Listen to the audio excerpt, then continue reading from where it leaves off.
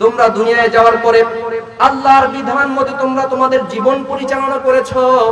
এই আল্লাহর বিধান মতে জীবন পরিচালনা করার জন্য আল্লাহ পাক রব্বুল আলামিন তোমাদের উপর সন্তুষ্ট হয়ে গিয়েছেন।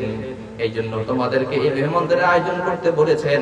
আজকে তোমরা স্বাচ্ছন্দ্য বোধ করে কোনো দ্বিধাহীন ভাবে তোমরা তোমাদের ইচ্ছা মতো খাও এবং পান করো। তোমরা দ্বিধাহীন ভাবে খাও এবং পান করো। জান্নাতের মধ্যে তোমাদের যা মনে চায় তা তোমরা করো। দুনিয়াতে তোমরা স্বাধীনভাবে চলতে পারো নাই, স্বাধীনভাবে তোমরা কথা বলতে পারো নাই, তোমাদের বাকরুদ্ধ করে দেওয়া হয়েছে। তোমরা তোমাদের ইচ্ছা মতো আমার দিন পালন করতে পারো নাই, তোমাদের ইচ্ছা মতো তোমরা বাড়িতে ঘুমাতে পারো নাই, নির্যাতন তোমাদেরকে করা হয়েছে, জেল দেওয়া হয়েছে, জুলুম করা হয়েছে, দেশ ত্যাগ করতে বাধ্য করা হয়েছে। আজকে তোমরা ওই দুনিয়া থেকে আমার সন্তুষ্টি অর্জন করে জান্নাতের মধ্যে চলে এসেছো। আজকে আমি রব্বুল আলামিন তোমাদের পুরস্কার স্বরূপ তোমাদেরকে জান্নাতের নিয়ামত গুলো দেব।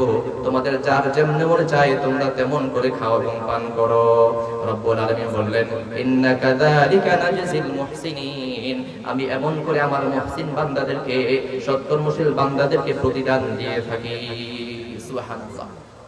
আমার ভাইরা, শুধু তাই নয়, জান্নাতের বর্ণনা আল্লাহ রাব্বুল আলামিন কোরআনুল কারীমের 47 নম্বর সূরা মুহাম্মাদের 15 নম্বর আয়াতের মধ্যে আরো বিশদভাবে দিয়েছেন। রব্বুল আলামিন বলছেন, মাতালুল জান্নাতুল্লাতী উইদাল মুত্তাকুন। রব্বুল আলামিন বলেন, আমি আল্লাহ পাক রব্বুল আলামিন মুত্তাকিনদের জন্য যে জান্নাত তৈরি করে রেখেছি, যেই না জান্নাত প্রস্তুত করে রেখেছি, সেই জান্নাতের উপমা হলো এমন, ফিহা আনহারুম মিন মাইন গায়রি আসিন।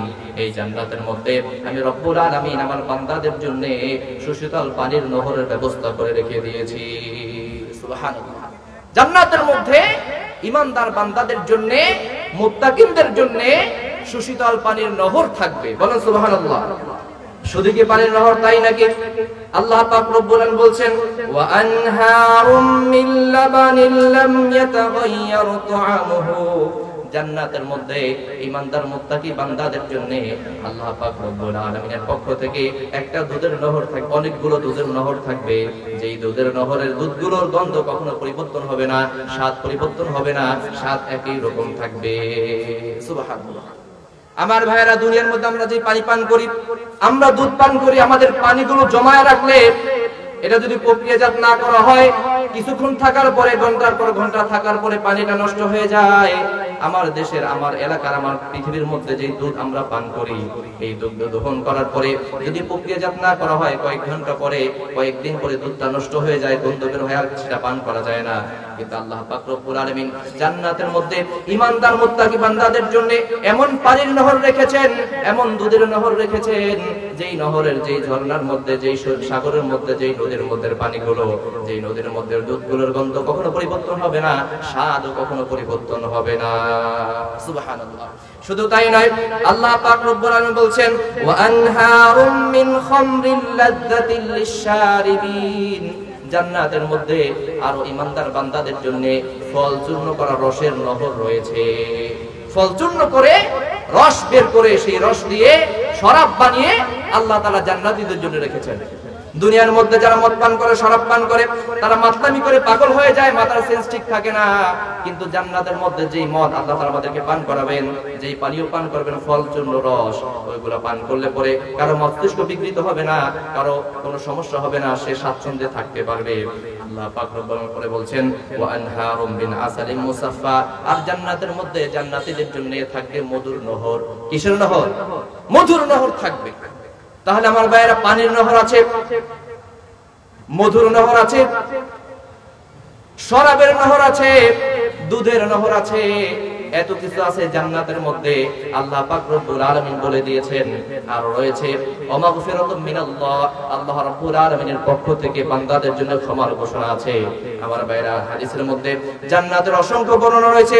নবী করিম সাল্লাল্লাহু আলাইহি ওয়াসাল্লাম বলছেন, আল্লাহ পাক রব্বুল আলামিন ঈমানদার মুত্তাকিন বান্দাদের জন্য যেই জান্নাত প্রস্তুত করে রেখেছেন, ওই জান্নাতের মধ্যে যে ঘর রয়েছে, ওই ঘরগুলো যে দেয়াল আছে, ওই দেয়ালের মধ্যে যে ইট আছে, ওই ইটগুলো একটা স্বর্ণের, একটা রূপের।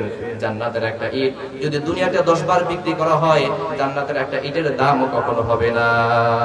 এত দামি জান্নাত আল্লাহ পাক আমাদের জন্য রেখেছেন। অসংখ্য নাজ নিয়ামতের কথা আল্লাহ পাক রব্বুল আলামিন কোরআনে বলেছেন, হাদিসের মধ্যে নবী করিম সাল্লাল্লাহু আলাইহি ওয়াসাল্লাম জান্নাতের অসংখ্য অগণিত নিয়ামতের কথা বলেছেন। এরপরেও হাদিস কুদসির মধ্যে আল্লাহ পাক রব্বুল আলামিন বললেন, আ'আদাতু লিইবাদিয়াস সালিহিনা মা লা আইনুন রাআত ওয়ালা উযুনুন সামিআত ওয়ালা খাতারা আলা কলবি বাশার। আল্লাহ পাক রব্বুল আলামিন বলেন, আমি আমার মুত্তাকি ঈমানদার বান্দাদের জন্য জান্নাতে এমন কিছু নিয়ামত রেখেছি যেই নিয়ামতের কথা দুনিয়ার কোনো কান কখনো শুনে নাই, দুনিয়ার কোনো চক্ষু কখনো দেখে নাই, দুনিয়ার কোনো মানুষের অন্তর তা কখনো কল্পনাও করতে পারে না। এমন এমন নিয়ামত আমি আমার বান্দাদের জন্য জান্নাতের মধ্যে রেখে দিয়েছি। সুবহানাল্লাহ। এই নিয়ামতপূর্ণ জান্নাত আমরা যদি পেতে চাই, আল্লাহ পাক রব্বুল আলামিন বললেন, এই জান্নাত আমি আমার বান্দাদের মধ্যে যারা মুত্তাকি শুধুমাত্র তাদের জন্য বানিয়ে রেখেছি। সুবহানাল্লাহ।